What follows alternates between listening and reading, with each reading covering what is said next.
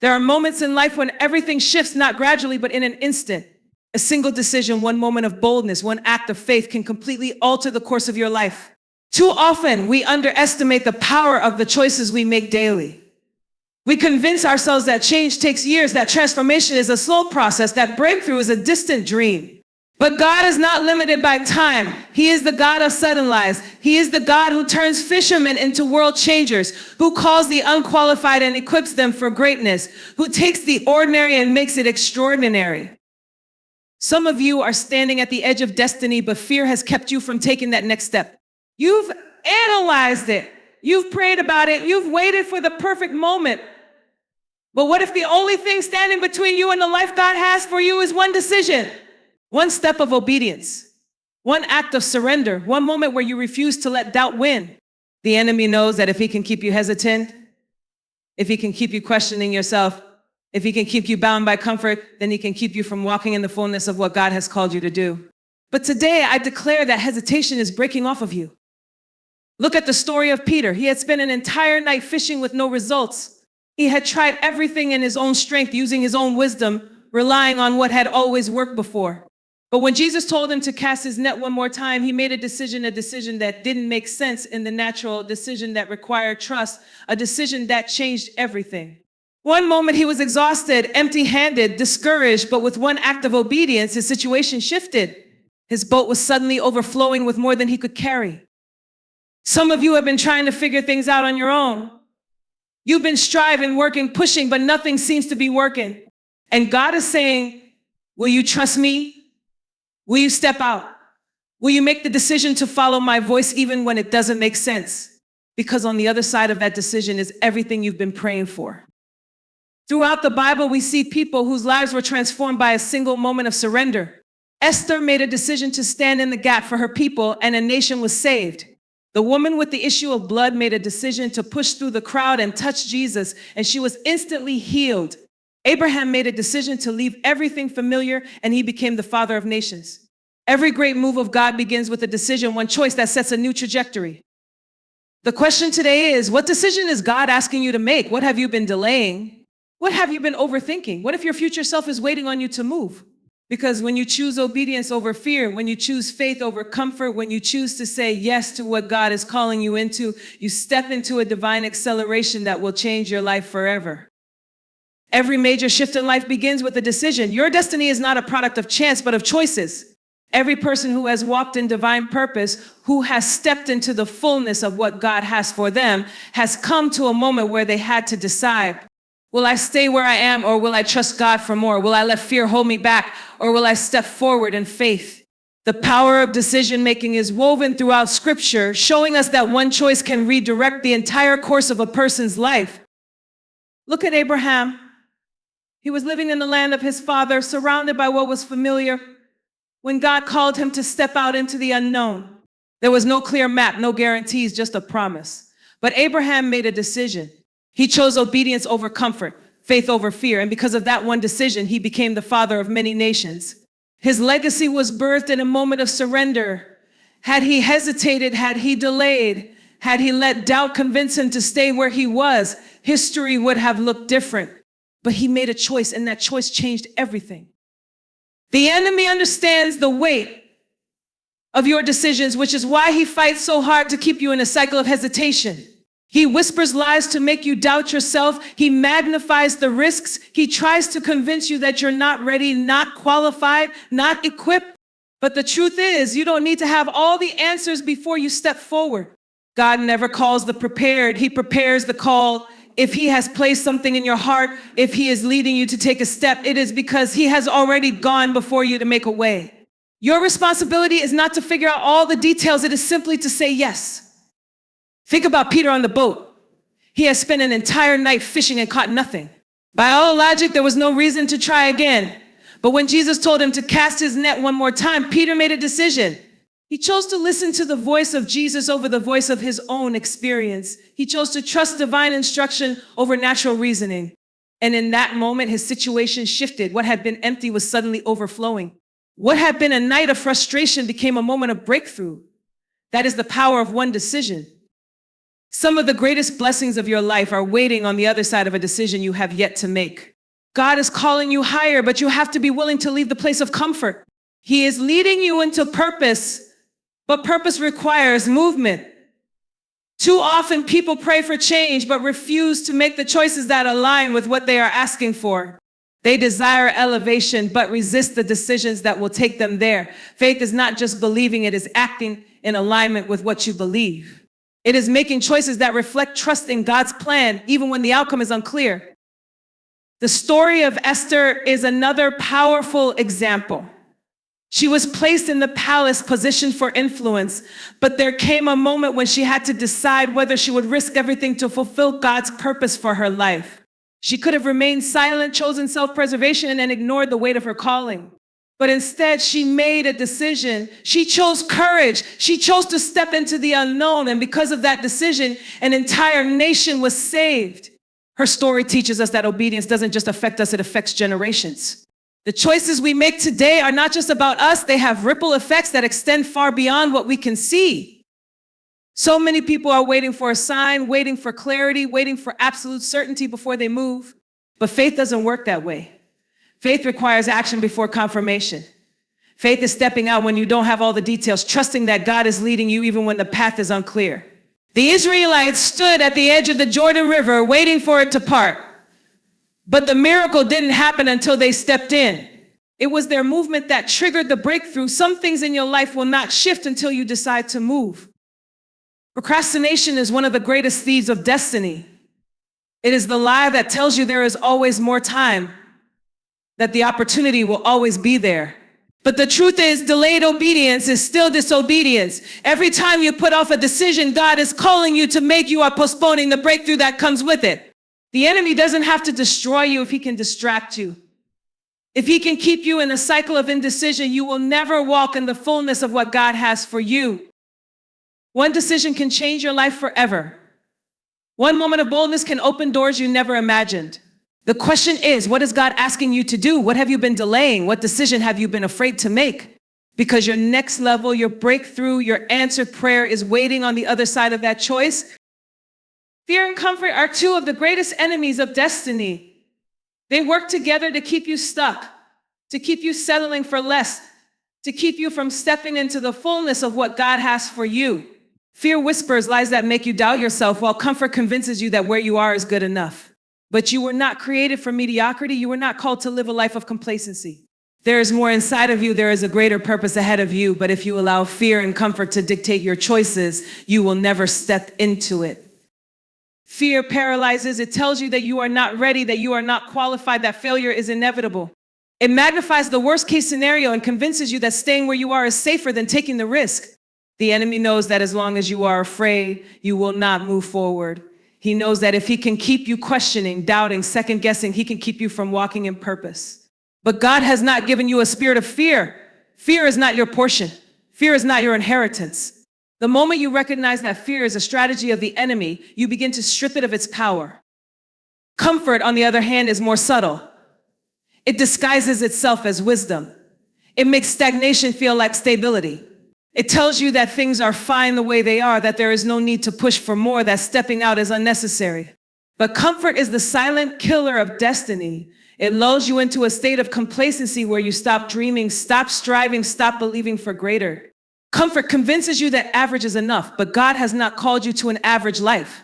He has not called you to stay in the same place, doing the same things, living the same way year after year.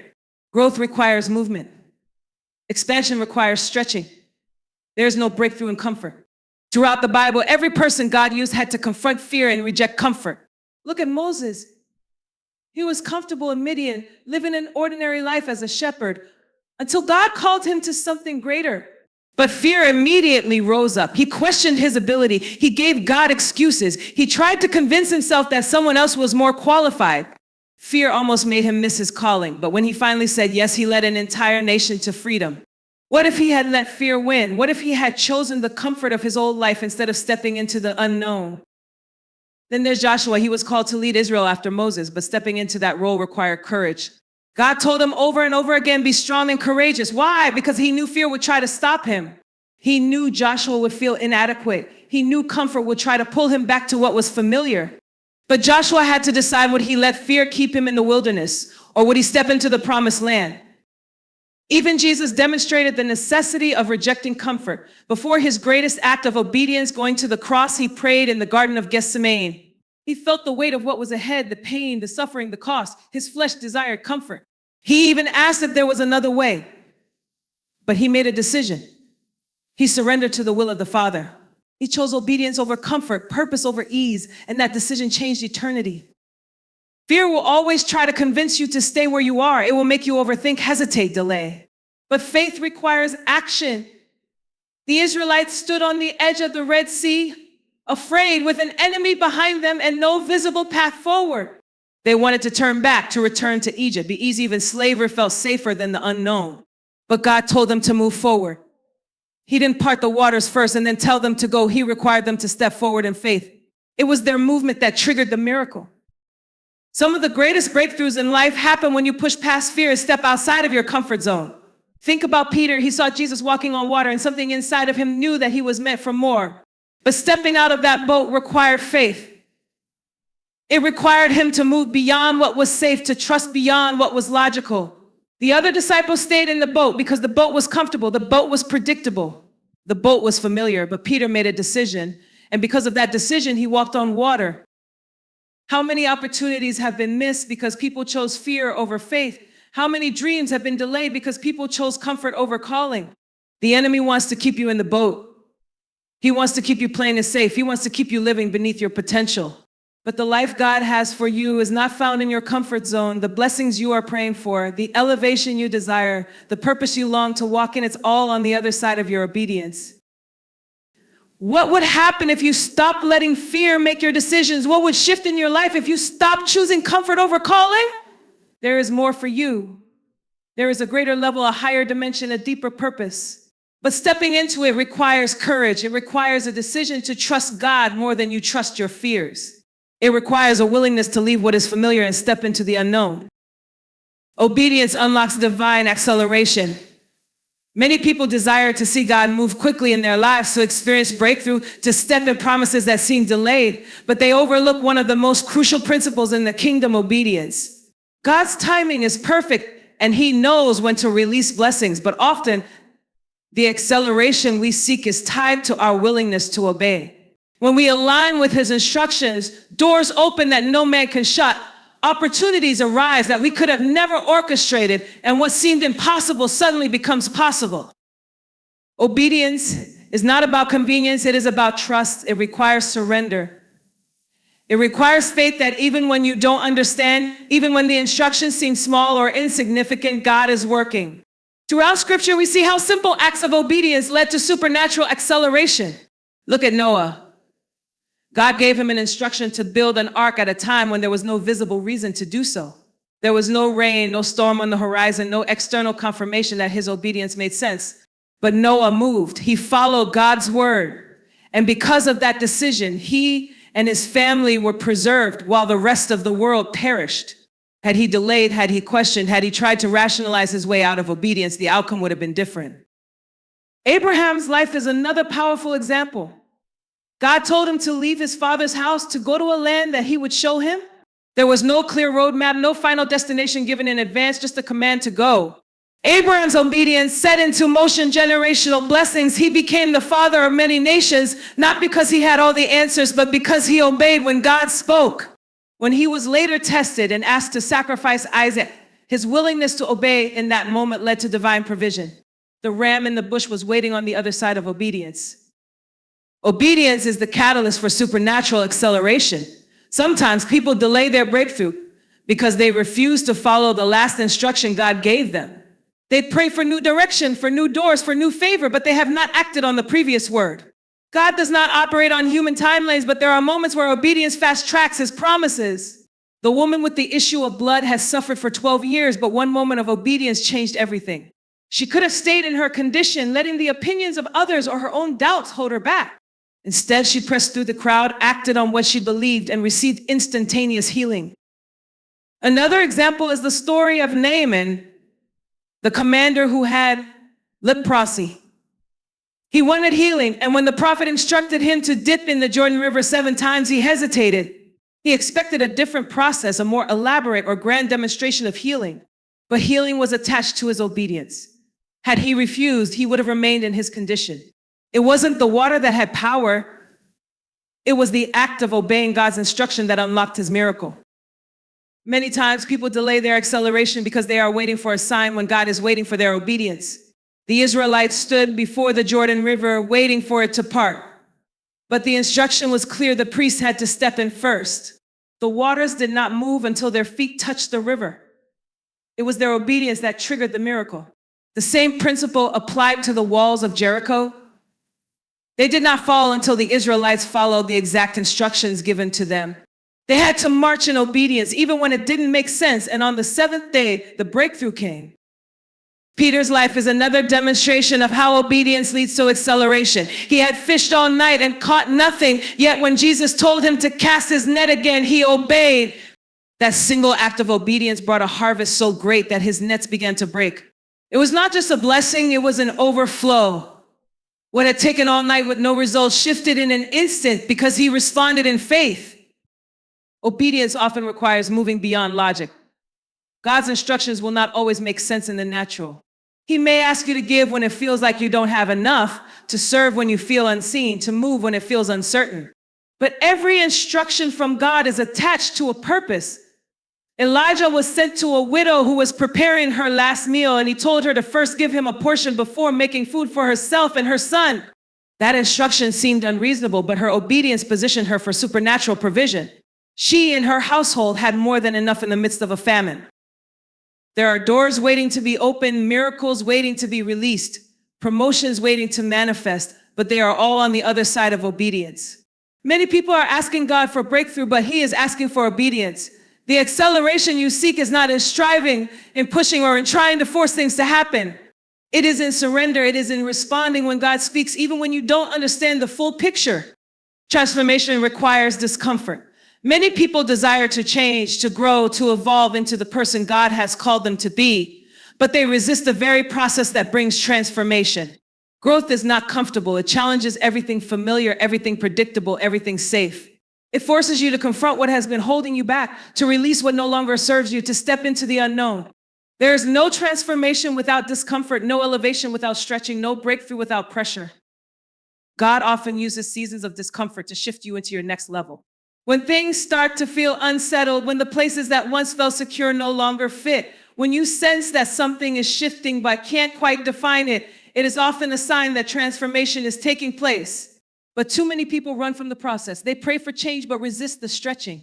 They desire new levels but hold on to old mindsets. They ask God for more but refuse to release what He is calling them to let go of. Transformation requires surrender. It requires a willingness to embrace the discomfort, to trust that what God is doing in you is greater than what you are leaving behind.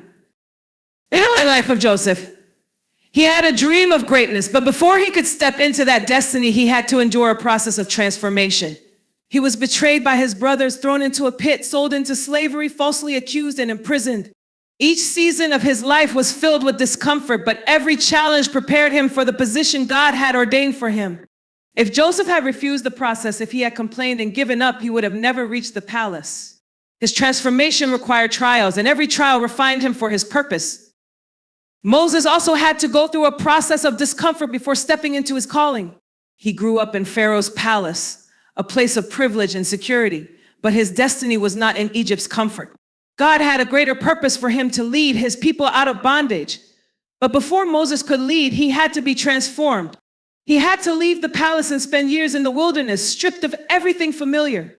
The wilderness was uncomfortable, but it was in that place that he encountered God, that he learned humility, that he developed the character needed for the assignment ahead.